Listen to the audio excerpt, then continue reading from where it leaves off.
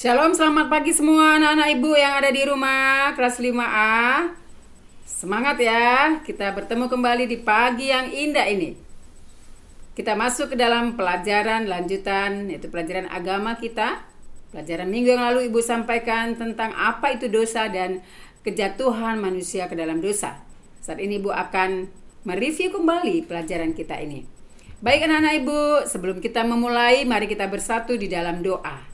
Bapa, terima kasih untuk pagi yang indah karena Engkau sudah memberkati kami di sepanjang malam ini. Dan pagi ini kami kembali lagi akan beraktivitas dalam kegiatan belajar mengajar.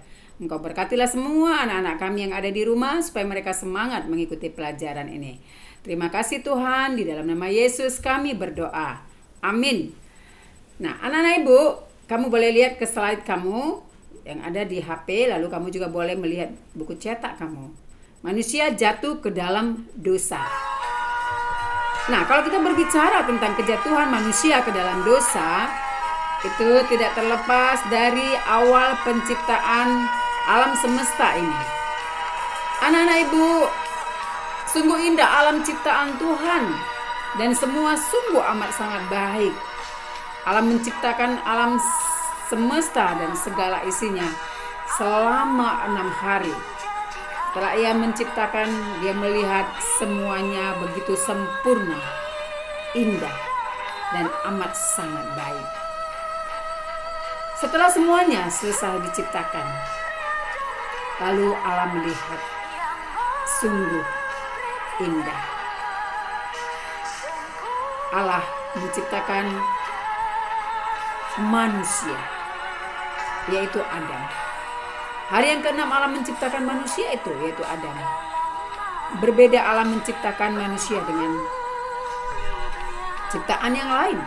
Ciptaan yang lain Allah ciptakan dengan cukup mengatakan jadilah, maka jadilah. Tetapi ketika Allah menciptakan manusia, dia tidak mengatakan jadilah Adam, maka jadi.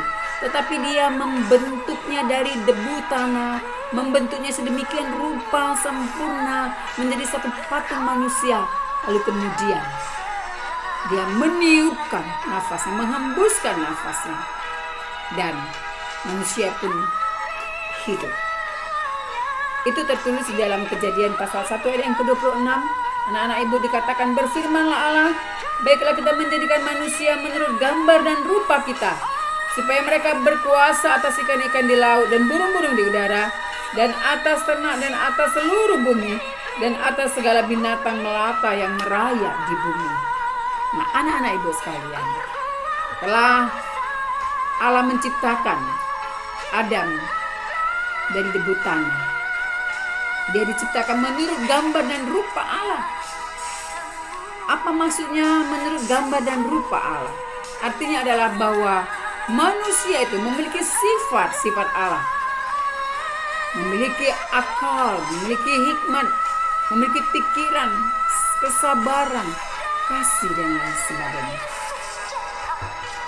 Anak-anak ibu yang dikasih dalam nama Tuhan Yesus, ketika Adam tidur, Allah melihat bahwa tidak baik manusia itu seorang diri saja. Allah mengambil tulang rusuk Adam, lalu diciptakannya seorang perempuan yang cantik. Dan Allah menamakannya dia Hawa. Hawa artinya ibu dari semua yang hidup. Lalu Hawa menjadi pendamping Adam. Allah menciptakan Adam dan Hawa di tempat yang indah itu, di Taman Eden yang indah, yang penuh dengan ketenangan dan kebahagiaan. Kemudian Allah memberkati Hawa dan Adam. Mereka hidup sebagai suami istri yang diberkati Tuhan. Dan mereka saling melengkapi dan saling menolong. Mereka hidup bahagia di taman itu. Tetapi Tuhan memberikan satu tugas dan tanggung jawab bagi mereka. Supaya mereka beranak cucu, supaya mereka menguasai, menaklukkan alam ciptaan Tuhan. Mengelola dan melestarikan bumi. Dan ada satu perintah yang Tuhan berikan, itu merupakan satu larangan yang tidak mereka boleh lakukan. Tuhan mengatakan bahwa semua pohon di dalam taman ini boleh kamu makan buahnya dengan bebas.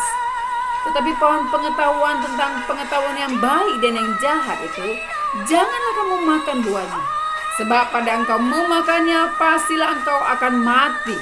Dalam Kejadian 2 ayat 16 sampai yang ke-17. Nah, anak-anak ibu, perintah ini yang seharusnya mereka pegang, mereka ingat, dan mereka tetap taati. Tetapi ketika Hawa berjalan-jalan di taman itu, dia melihat menghampiri pohon yang dilarang oleh Tuhan itu. Dia melihat buahnya sungguh amat menarik. Wow, luar biasa. Sangat begitu menggoda hatinya. Lalu kebetulan iblis pun yang ada di situ. Dia sengaja untuk datang menggodai Hawa. Iblis adalah Lucifer, dia adalah malaikat Tuhan yang memberontak kepada Allah. Tapi karena dia memberontak kepada Allah, Allah menghukum dia. Dan dia ada di bumi ciptaan Tuhan ini. Dia menggoda, merayu Hawa untuk dia memakan. Mereka berdialog di dalam Kejadian pasal yang ketiga. Iblis mengatakan, tentulah Allah berfirman bahwa semua pohon dalam taman ini jangan kamu makan buahnya, bukan? Lalu sahut perempuan itu kepada ular itu, buah pohon-pohon dalam taman ini boleh kami makan. Tetapi tentang buah pohon yang ada di tengah-tengah taman, Allah berfirman, jangan kamu makan atau raba buah itu, nanti kamu mati. Tetapi ular itu berkata kepada perempuan itu, sekali-kali kamu tidak akan mati. Nah, Hawa begitu tergoda mendengar perkataan iblis bahwa dia sekali-kali tidak akan mati dan dia akan menjadi sama seperti Allah.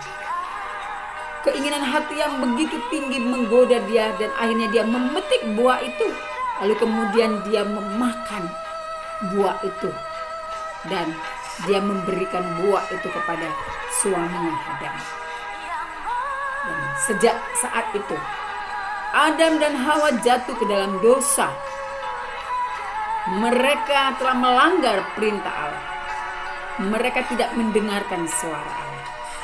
Nah, anak ibu sekalian, Adam dan Hawa jatuh ke dalam dosa. Apakah karena si ular? Apakah kita mau mempersalahkan si ular itu? Ular memang tugasnya menggoda. Ular memang tugasnya merayu. Iblis tugasnya merayu. Tetapi berbuat dosa atau tidak, sesungguhnya itu tergantung kepada kita. Karena kita telah diberikan Tuhan kehendak yang bebas. Kalau kita mau mendengar suara Allah, maka kita akan mengikuti perintahnya. Hawa jatuh ke dalam dosa karena dia tidak taat kepada perintah Allah, karena dia ingin sama seperti Allah. Adam dan Hawa tidak memegang janji Allah. Mereka melanggar perintah Allah. Mereka tidak taat kepada Allah dan mereka lebih taat kepada iblis. Manusia jatuh ke dalam dosa karena mereka tidak taat. Manusia jatuh ke dalam dosa karena kesombongannya.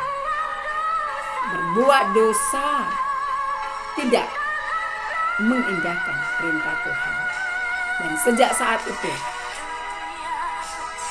gambar dan rupa Allah, citra Allah di dalam hidup manusia menjadi rusak oleh karena dosa. Hati-hati dengan dosa. Iblis tugasnya menggoda, merayu setiap manusia yang diciptakan oleh Tuhan. Tetapi kalau kita lebih dengar-dengaran akan Tuhan, maka kita bisa mengalahkan godaan iblis. Dosa adalah segala tindakan perbuatan yang melanggar perintah Allah atau yang bertentangan dengan kehendak Allah. Apa itu dosa? Dosa itu mencuri, melawan, berbohong, menghina, mengejek, memfitnah. Segala sesuatu yang bertentangan dengan kehendak Allah adalah dosa. Nah, anak-anak ibu sekalian, itulah pelajaran kita pada hari ini. Kejatuhan manusia ke dalam dosa oleh karena dua hal: ketidaktaatan kepada Allah dan keinginan menjadi sama seperti Allah. Itu sama dengan sombong. Baik anak-anak ibu, kita akhiri pelajaran kita yang pertama ini. Biarlah kita hidup terus di dalam kehendak dan kasih Allah. Kita berdoa. Tuhan, terima kasih untuk pagi ini kami sudah menerima pelajaran yang pertama.